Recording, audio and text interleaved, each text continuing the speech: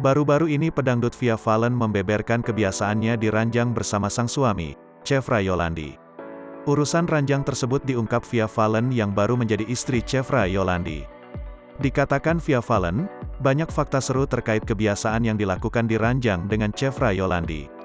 "Ia menikah itu enak, seru juga banyak yang kita baru tahu setelah nikah," kata Via Valen.